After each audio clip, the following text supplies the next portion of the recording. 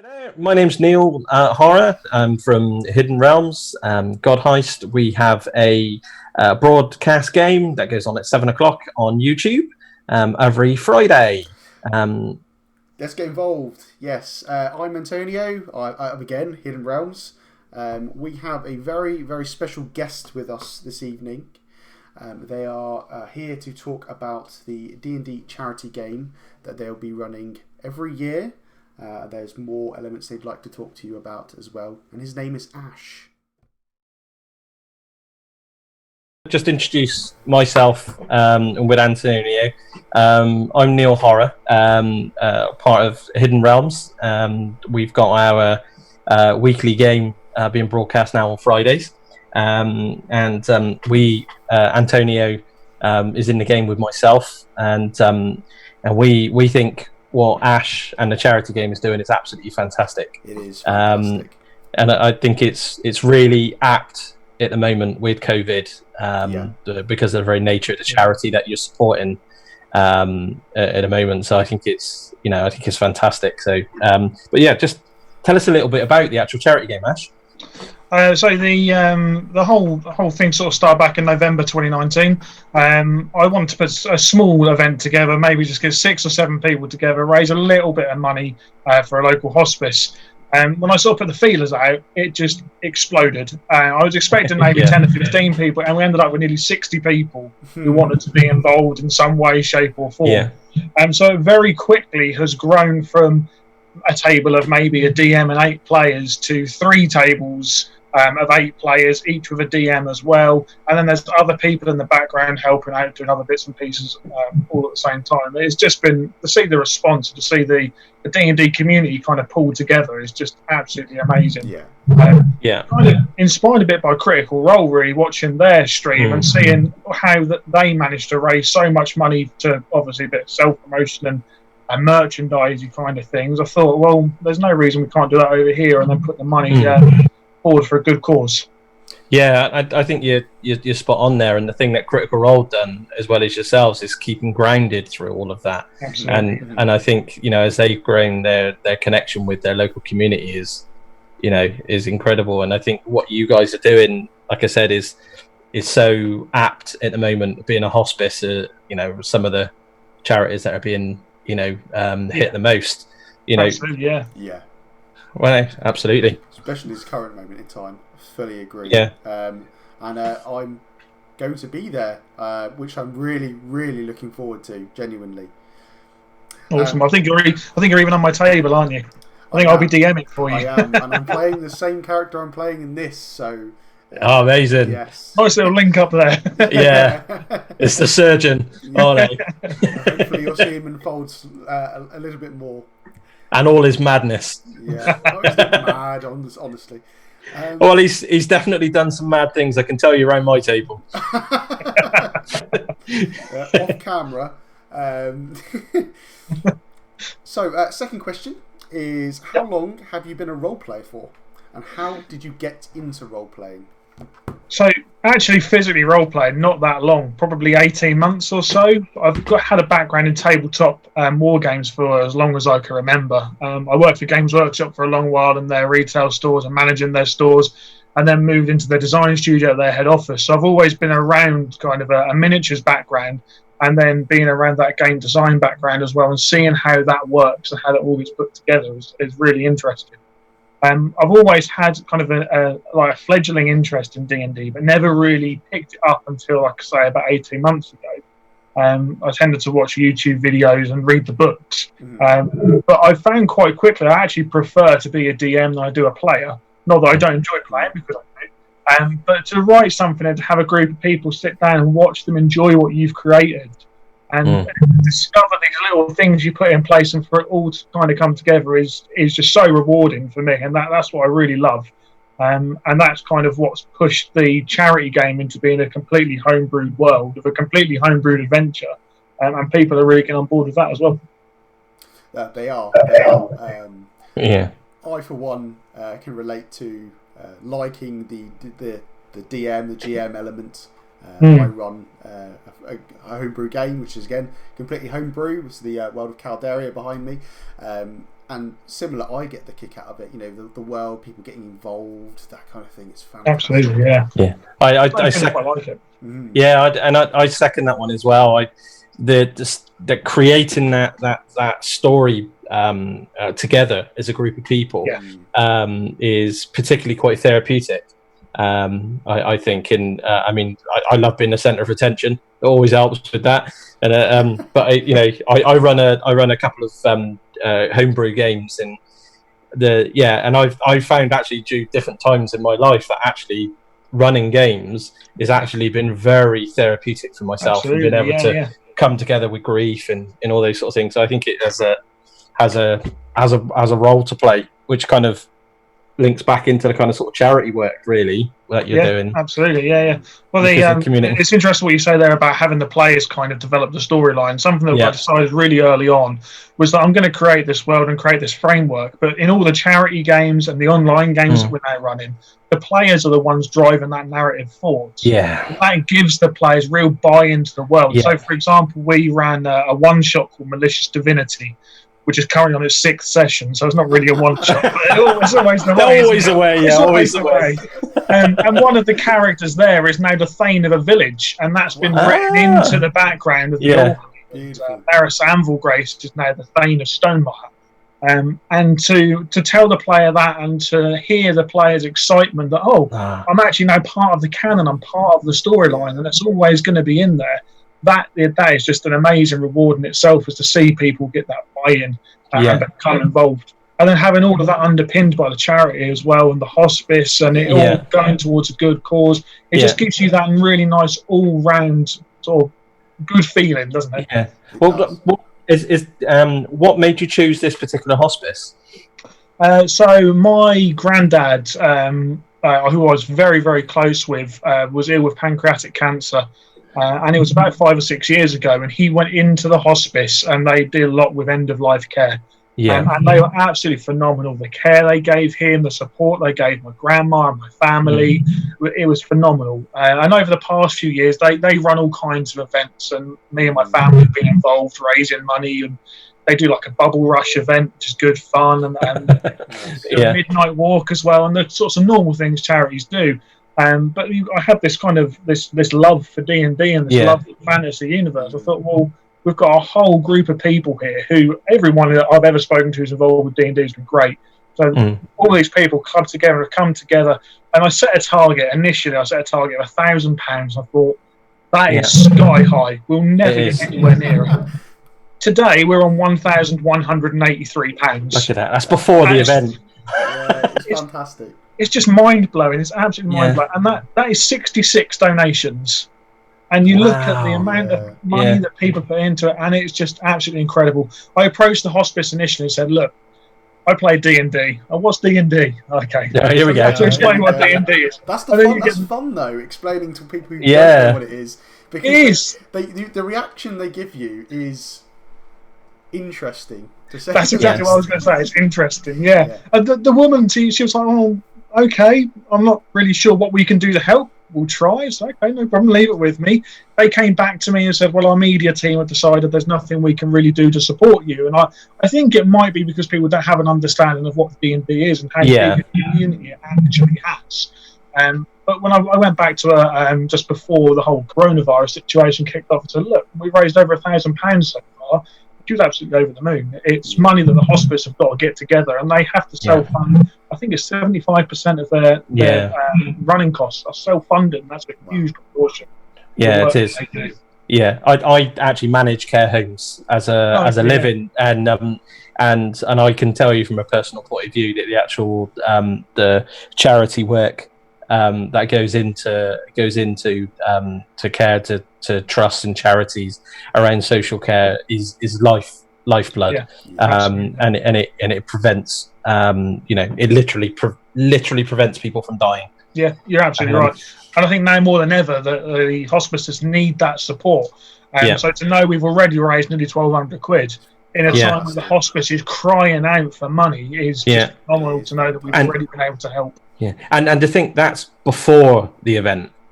Yeah, exactly. Exactly right. And it's mind blowing because we've still got from now until July And there's other things that people can get involved with. People make donations. They'll send them copies of all the background for the world.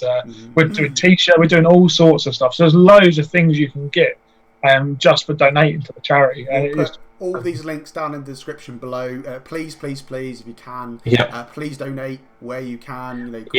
Quote your name, how you feel, give any relevant descriptions of that your experiences with Dungeons and Dragons, and even if you don't have any experience with Dungeons and Dragons, leave experiences what you've heard about it, those kinds of Absolutely, and even if it's only £1, exactly, literally every single pound helps the hospice. If it's £1, though, that's great. Whatever anyone can afford is massively appreciated by me and my team, and also the hospice as well, and all the families and people who are in there. Yeah, and it goes out as a big sort of thank you to all the sort of key workers in and around, hospices and in other industries as well. That of all the work they're doing, and it's however £1 can make the difference. It really can. Yeah, absolutely. Yeah. But no, I think that's great. I think you talked a little bit about the actual world that you're creating around this. Sort of tell us a little bit more about the world. Yeah, so the world is called the All Havens, and when you look at the map, it's quite deceptive. It looks quite small, but actually it's quite a vast landmass. There are 8 main settlements which rule over the All Havens. Working from the north of the world down, you've got Gloomcrest at the top, then Ravenborn, Oceanhold, Thalsari, Timberminster, Nagldear, and Dragonmount are all major cities, and they're where the rulers live. Each city has got its own ruler, who has their own personality, which then kind of informs their city and their region and how they run things, and they come together as a council to run the world itself. I'm not going to spoil too much about the individual rulers. There is quite a lot already on our Facebook page, and if you scroll back through the posts, you'll find information on each settlement and each below. Yeah, absolutely. And we're releasing more and more information all the time. With the storylines, so far we've run 2 one-shots which were based in the world. We've got an online monthly campaign as well, and we've got the first charity game, which is completely written, and the second charity game, which is now started as well. So already there's loads of narrative, and it's all over the All Havens. So the charity game in July this year is based in Oceanhold. The charity game for 2021, and it's a bit of an exclusive for you, will be based in Thalsari. It's on the other side of the All Havens. You've got Malicious Divinity, which was based in a smaller village on the border between Oceanhold and Thalsari. There was another one-shot called Corchalian's Heart, which was based, again, just on the border between those 2 regions. And every single one of those stories is driving that narrative forwards. The big one that we're running at the moment is called A Company of Fate, and it's our monthly campaign, and that's based in Dragonmount. And there's loads of storyline that goes behind all of it. There's loads of lore as well. The DMs for the charity game day have been given what I've called the ultimate guide to the All Havens, which is kind of a living document which has got absolutely everything that I've written about the All Havens in it. And it currently clocks in about 25,000 words and about 60-something pages. So there's quite a lot of background in there as well, and it helps the DMs to place their games in the world, to run their games, to understand the different groups in the conflict. And of course, whatever happens in the charity games can change the world entirely. So although I've got a story arc thought out for these events, if the players decide to go and do something totally different, it's going to have huge ramifications on the world. And those changes will be written into the document, which is so important for me, that the players are the ones that decide what happens to this world. Absolutely. Yeah. I think that's really important for any games, for that buy-in, like you said before, and that people need to feel like they're actually affecting the world around them. Absolutely, yeah. And there are massive consequences. Even on the charity game day this year, there are decisions that the players will make. Although we've got 3 tables, we'll look at the majority decisions across the 3 tables, and all kinds of things can happen. The landscapes can change, people could die, new rulers could come into power, anything can happen. And it really is complete sandbox. What the players want to do is what's going to happen, and I'll react to that with the narrative. So please be nice. I've always I've always said in my games that if you want to go sit back in a pub and watch the world burn, then feel free. Absolutely. We'll see, shall we? Yeah. I think. Is there anything other than the exclusive information for the All Havens you can give us? Ooh.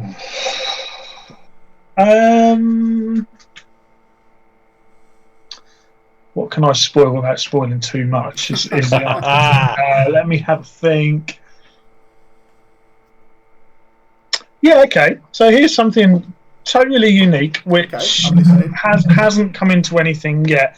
There are rumours amongst the lords of the All Havens, known as the Ruling Council, that two of the rulers, being Lord Yorick Wavewalker, who is the Lord of Oceanhold, and Lady Oladan, who is in charge of Thelsari, have at some point in their past had a child.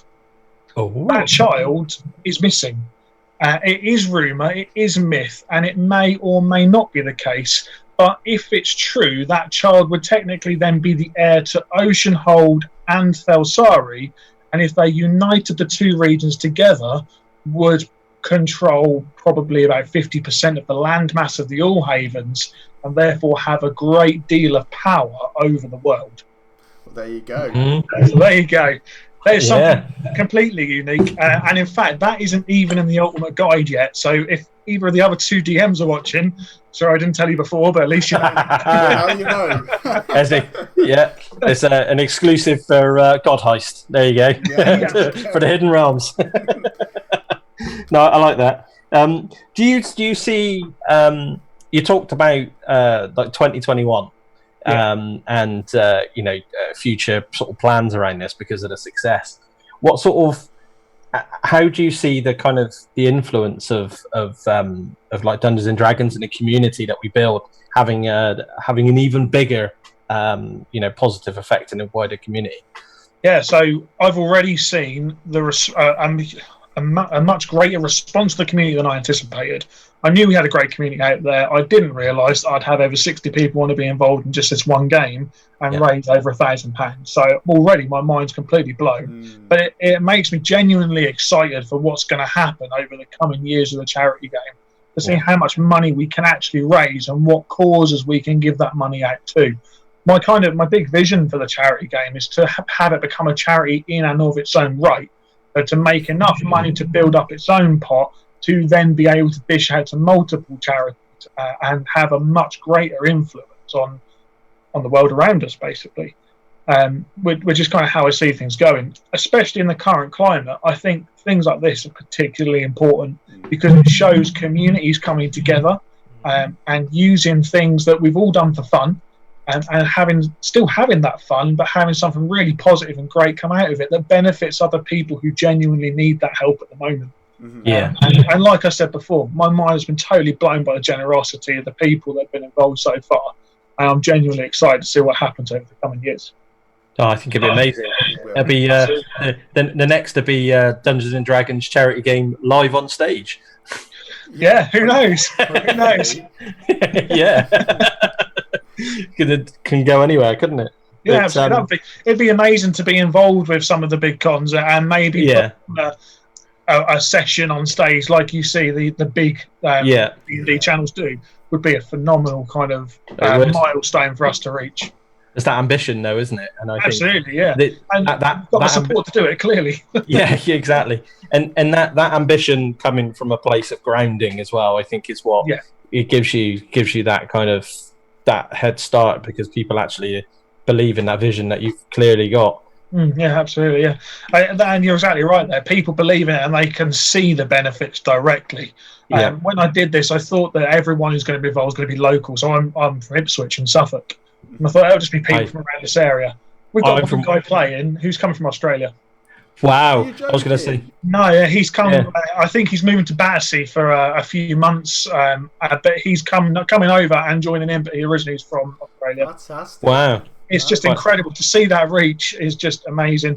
In one of the online campaigns, we've got a lady playing who's from Singapore. It's just seeing how widespread this could potentially Yeah. become. It's phenomenal. I And the agree. more we can share and get it out there, and the more interest we can draw in and gather. What I'd really love to do one day is have a charity game day where we host games across different continents. But we all play the Nice. same game Yeah. at the same time. And then we pull all of those results together as DMs and talk about Yeah. how the narrative develops.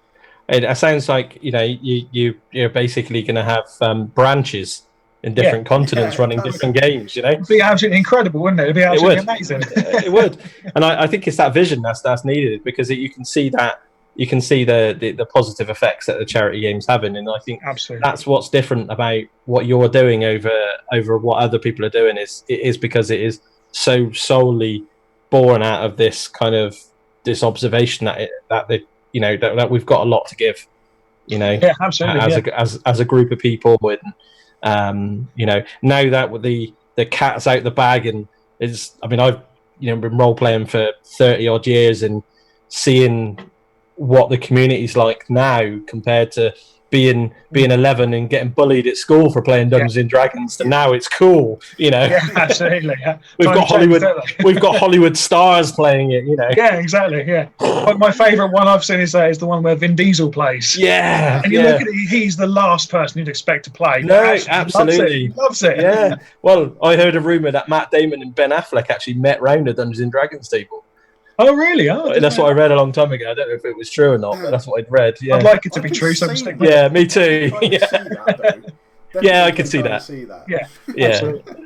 I could see that. No, that's great. And I think sort of rounding everything up and everything from there, and kind of just a thank you from the community as well for what you're doing. I think that's really important. Thank you to everybody who's been involved, even if you've Yeah. not donated any money and just playing or just supporting and following us on the Facebook page.